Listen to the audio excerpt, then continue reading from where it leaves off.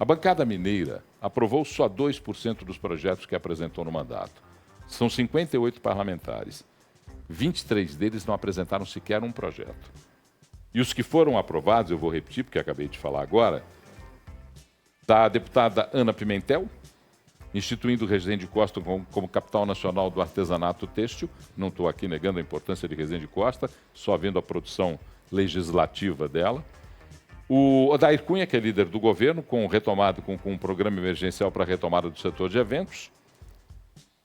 Ana Pimentel e Dandara, do PT, com a criação do selo Não é Não, um protocolo e um selo Não é Não, para a prevenção da violência contra as mulheres. E Nicolas Ferreira, Júnior Amaral e Pedro Ayrara, que subscreveram com mais 64 deputados um projeto, o 1564, que trata do reembolso por shows e outros eventos cancelados em razão das enchentes do Rio Grande do Sul. É baixíssima a qualidade da produção da bancada mineira no Congresso Nacional, Claré. Discordo de você, Paulo. Diga.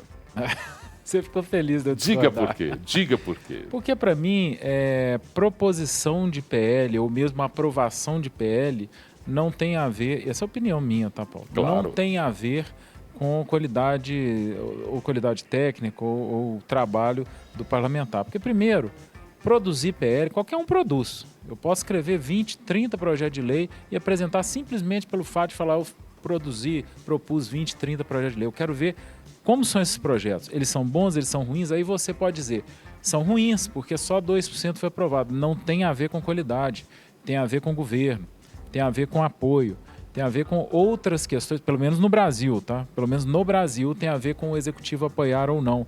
Tem a ver com o quão palatável é aquele projeto de lei. Então, assim, primeiro que a gente tem que ter em mente, né, quem nos acompanha aqui, Paulo, que a função principal, primordial e mais bonita e nobre do parlamentar nem é produzir lei, é fiscalizar o executivo. E a segunda função dele seria, em tese, pelo menos em uma democracia liberal, a ideia da democracia constitucional lá atrás era a seguinte: além de fiscalizar o executivo, produzir leis que protegessem o indivíduo. Só isso. Não é produzir lei para instituir dia disso, dia daquilo, obrigação disso ou daquilo. Mas, enfim, era isso que eu queria dizer. Eu não consigo, não que eu esteja defendendo esses parlamentares, mas eu não consigo avaliar a qualidade de PL pela quantidade do que foi aprovado. Eu gostaria de contradizê-lo, mas eu mas quero então, que desculpa, Paulo, o Claré então ele não discordou, não? Eu quero que você fale, porque eu tenho um argumento para também falar com o Claré. Diga lá. Não, mas então o Claré não discordou de você. O que a gente estava debatendo, Claré, justamente foi bem parecido com o que você disse. Você falou assim, olha, fazer projeto de lei qualquer um faz, o que importa é a qualidade. A qualidade é tão baixa que só 2% dos projetos foram aprovados. E ainda assim, dos que foram aprovados, são temas completamente irrelevantes. Eu acho que no final você concordou com o Paulo e comigo. Não, mas foi isso que eu falei. Eu falei assim, e antes que você falou, eu vou discordar do Paulo. Não, mas eu discordei porque eu disse, e antes que me digam que a avaliação da qualidade é pela aprovação, eu já digo que aprovação não significa que é bom ou ruim, mas significa se tem um apoio do executivo ou não. Ou você vai me dizer que as leis aprovadas são boas. Não estou falando dessas dos mineiros, não, de forma geral.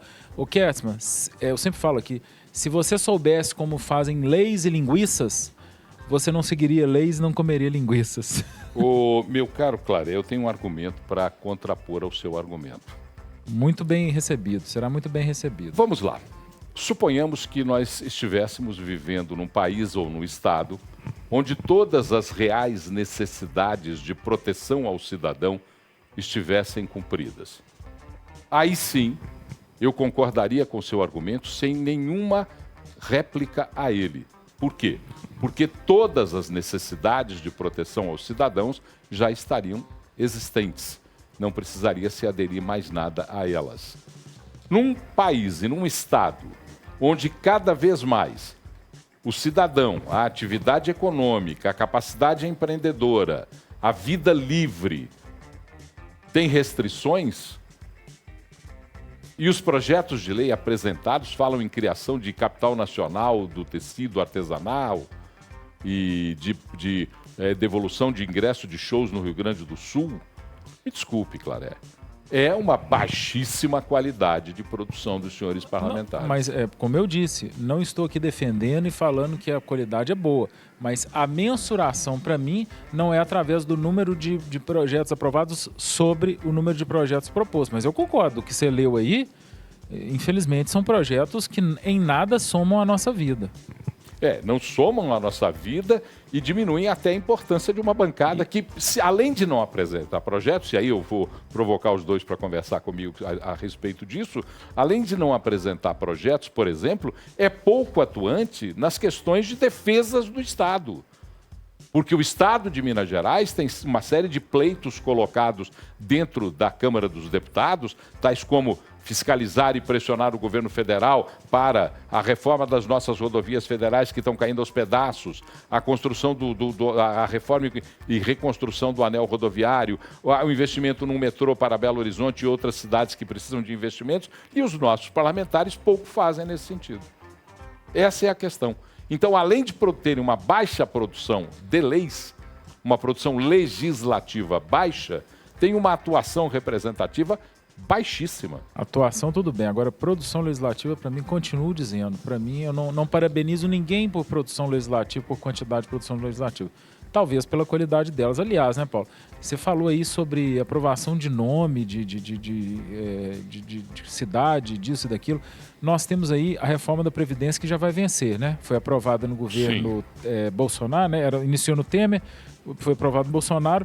E na época avisamos, né? Isso aqui não vai bastar. Daqui 10 anos nós vamos precisar de outra.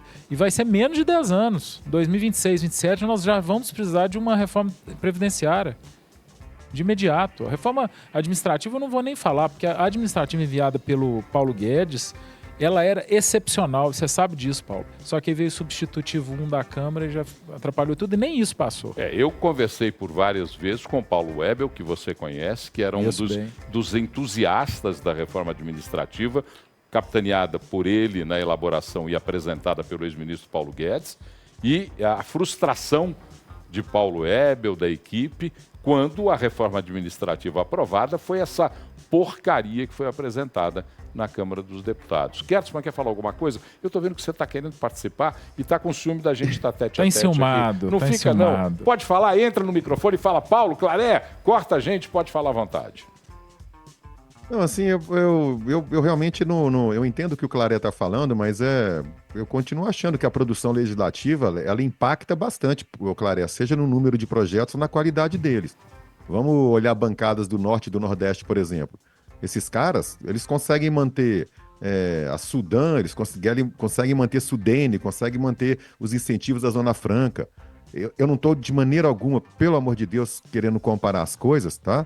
Mas o Rio Grande do Sul, claro, foi colhido por uma tragédia inédita, mas o Congresso correu e aprovou a suspensão, por exemplo, do pagamento da dívida do Estado do Rio Grande do Sul, e tinha que suspender mesmo, não estou sendo contra isso. E foi por todos os parlamentares, né? Mas você teve uma atuação muito importante da bancada do Sul. Minas Gerais, como o Paulo lembrou, há muito tempo não recebe benefício algum ou não recebe dinheiro através de projetos, principalmente para questões estruturantes.